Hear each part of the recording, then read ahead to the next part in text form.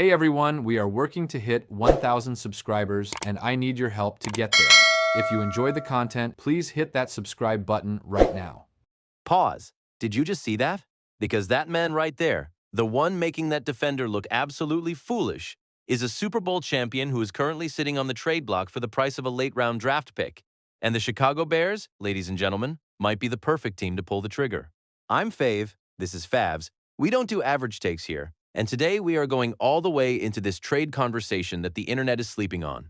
Kahan Bout, from Super Bowl champion to available asset. From New England hero to potential soldier field weapon. This story has everything: drama, contract tension, a franchise choosing between loyalty and upside, and a young quarterback in Chicago who is absolutely starving for another weapon. Buckle in, this one's got layers. Let's start at the beginning, because context is everything, and we need to set this scene properly. The Chicago Bears just came off their best season in years, 11 wins in 2025. NFC North title. First playoff victory in 15 years. Caleb Williams broke the franchise's single-season passing record. Ben Johnson was a genius. The city was celebrating. And then, just when you thought the Bears were going to ride that momentum directly into a championship window, General Manager Ryan Poles walked into his office, picked up the phone, and traded DJ Moore to the Buffalo Bills. Now look, per reporting from ESPN's Adam Schefter and NFL Network, the Bears shipped Moore and a 2026 fifth-round pick to Buffalo in exchange for a 2026 second-round selection. On the surface, that sounds like a purely financial decision, and to some extent it was. According to NFL Network's reporting, Moore was set to count over $28 million against Chicago's salary cap in 2026, with nearly $24 million in base salary. The trade saved the Bears $16.5 million in cap space. That is real money. That is cornerback money. That is pass rusher money. That is franchise flexibility money. But here's where Ryan Poles and Ben Johnson made their real statement. It wasn't just about the cap. Per reporting from the Chicago Sun-Times, both Moore and the Bears understood that something wasn't quite clicking. Moore caught just 50 passes for 682 yards in 2025, a career low. He disappeared in 5 different games, recording 1 catch or fewer. The same offense that had Caleb Williams breaking records couldn't consistently unlock DJ Moore, and when you look at who was emerging around him, you understand exactly why Poles felt comfortable making this move. According to the Sun-Times reporting on the matter, Moore was running 512 routes last season, the most on the team, but his target rate had fallen to just 16%. The targets were going elsewhere. To Luther Burden, to Rome Odunze, to Colston Loveland. The young guns were taking over, and DJ Moore, for all his greatness and those unforgettable moments, was becoming a luxury. And Fave's personal take? This was the right call. I know that's going to upset some people. Moore gave Chicago some moments. That overtime walk-off against Green Bay, the game-deciding catch in the wild-card win over the Packers, those are franchise highlight reel plays. But you cannot pay a 30-year-old receiver $28 million when your offensive identity is clearly being built around younger, cheaper, more explosive playmakers. Ryan Poles saw the future and moved toward it. That is good general managing. So now we understand why the Bears traded Moore, but that decision creates a very real question that everyone in the building is dealing with right now. Who fills the void? Who is the experienced, reliable, veteran presence in a receiving room that, let's be honest, is loaded with potential but also loaded with question marks? That brings us directly to the man at the center of today's conversation. Per a report from Sports Illustrated's Albert Breer, one of the most connected insiders in the entire league, Patriots wide receiver Kahan Bout could be had for a 5th or 6th round draft pick right now, if anyone has an interest in him. A 5th or a 6th. For a Super Bowl champion. For a receiver who averaged nearly 17 yards per catch last season. For a 24-year-old with an ascending career trajectory. That price is not real. That price is a garage sale tag on a piece of artwork, and the Bears should be the ones reaching for their wallet. Let's talk about what Bout actually is as a player, because I think a lot of people outside of New England are underestimating him. A former 6th-round pick by the Patriots in the 2023 draft, Bout has slowly started to emerge, including a 2025 campaign that saw him catch 33 passes for 551 yards and a career-high 6 touchdowns. Now, on the surface, 33 catches doesn't blow the doors off. But let's dig deeper.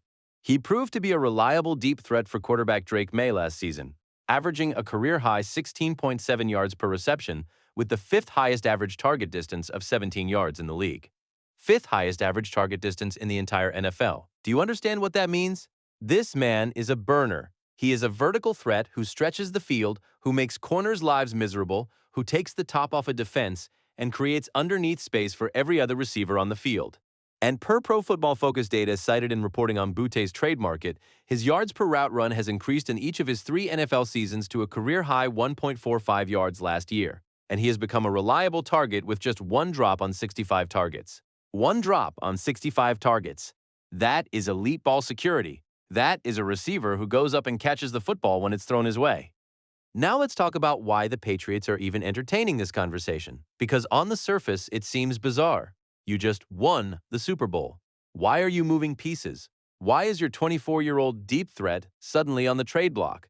Per reporting from multiple outlets including Chowder and Champions and Bleacher Report, the answer is layered. First, Bout is currently looking for a new contract from the New England Patriots and was not attending the team's voluntary offseason workout program. Contract tension, always the first sign that something's about to pop. Second, and this is the seismic one, the Patriots have been strongly linked to a blockbuster trade for Eagles wide receiver, A.J. Brown. Per reporting from ESPN's Adam Schefter, cited across multiple outlets, New England has been pursuing Brown after June 1, which is when his restructured contract would make the transaction financially cleaner. The expected addition of Brown, paired with the offseason acquisition of Romeo Doubs, could make targets extremely sparse for a player like Bout, with tight end Hunter Henry, receivers Mac Hollins, and Demario Douglas, and running back Trevion Henderson, all also likely to get a share of the passing game. Translation: if A.J. Brown lands in New England, Kahan Bout goes from key contributor to roster afterthought overnight. He knows it. New England knows it. And that knowledge is exactly why his trade price has collapsed to a late-round pick. Bout's $3.72 million cap hit in 2026 ranks 66th among receivers, putting him in the same financial range as players like Tyquan Thornton and Andre Iosivas, journeyman-level money for a player with Super Bowl experience and genuine game-breaking ability. Per Yardbarker's reporting on the situation, Bout is owed just $1.15 million in cash for the coming season, $1.15 million. The Bears have $16 million of DJ Moore cap savings burning a hole in their pocket. The financial logic of this deal for Chicago is so clean it almost writes itself. And Fave's personal opinion? New England is about to make a mistake they'll regret. You're trading your deep threat, your vertical presence, the guy who stretches defenses and makes Drake May's life easier. Also, you don't have to figure out a target hierarchy. Bill Belichick spent 2 decades making tough decisions that turned out to be right. Mike Vrabel is a great coach, but this feels like addition by subtraction in the wrong direction. But their loss, potentially, is Chicago's gain. Now, let's get into why this makes so much sense specifically for the Chicago Bears. Because this isn't just about adding warm bodies to a depth chart. This is about solving a very specific problem in a very specific way. Per the source material and reporting from across the Bears media landscape, not a single member of Chicago's current receiver room has had a 1,000-yard NFL season. Read that sentence again. The Bears are going into the 2026 season, a season where the expectations are a Super Bowl run, with a wide receiver core where nobody has ever hit 1,000 yards in a year. Now, that doesn't mean it can't happen. In fact, based on what we've seen from these players, it probably will happen this year. But the lack of proven production is real, and it creates real uncertainty. Rome Odunze is the centerpiece and the hope. Per CBS Sports' reporting on Odunze's 2025 campaign, he caught 44 of 90 targets for 661 yards and 6 touchdowns, doing all of that while battling a stress fracture in his foot that cost him 5 full games and clearly compromised him in several others. Per the Chicago Sun-Times, Odunze started the year on absolute fire. Per that reporting, only the Rams' Puka Nacua had more receiving touchdowns than him over the season's first 4 weeks. He was a legitimate WR1 candidate through September. Then the foot went, and everything slowed as Odunze himself told the Sun-Times, and I quote, "Per the source material, you go through certain circumstances during the season, like injuries, but in this league, you either do or you don't. And I'm looking forward to doing a lot more." That is a man who is hungry, who is motivated, and who understands that his 2025 season did not represent his ceiling. Year 3, fully healthy, in a system he now knows cold, Odunze has legitimate WR1 upside. But here's where the math gets tricky. Ben Johnson needs Odunze to be his WR1. He needs Luther Burden to be his WR2. And then he needs someone behind them who is actually capable of threatening defenses, forcing cornerbacks to respect the deep ball and giving Caleb Williams a legitimate third option on critical third downs. Right now, that role belongs to a combination of Khalif Raymond, Scotty Miller, rookie Xavion Thomas, Ja'Day Walker, and others. Per the source material, none of them have proven they can be that guy at the NFL level consistently. That is the gap, and Kahan Bout fills that gap almost perfectly. Think about what a Bout-Bears pairing looks like in practice.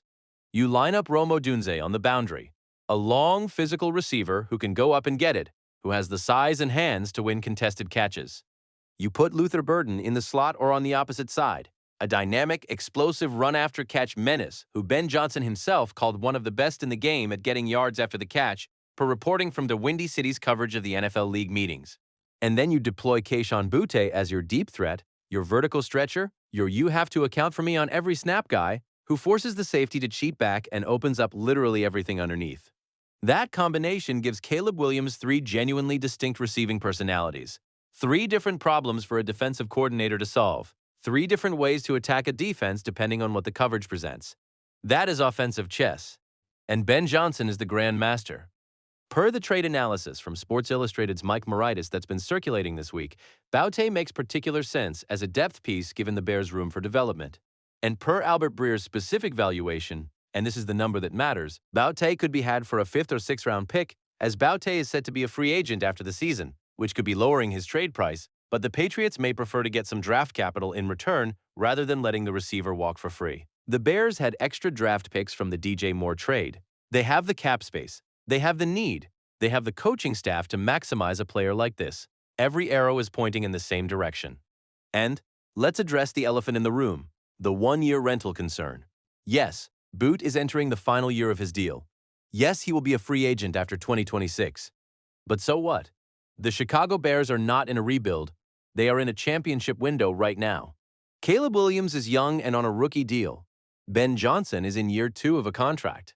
This roster is primed to make a serious run at the Super Bowl in 2026. You don't not add a weapon to your offense because of a future contract concern when you're trying to win a championship today. You add Bout for 2026, you let him play out of his mind in Ben Johnson's system, and then you make a decision on an extension at the end of the year. SpotRack estimates a potential extension for Bout to be around $12.4 million per year. That is extremely reasonable money for a proven NFL receiver. That's not a salary that breaks the bank. That is a manageable investment for a legitimate weapon. Here's what nobody is talking about enough in this conversation. What does Bout do for Caleb Williams specifically? Because this isn't just a roster-building exercise.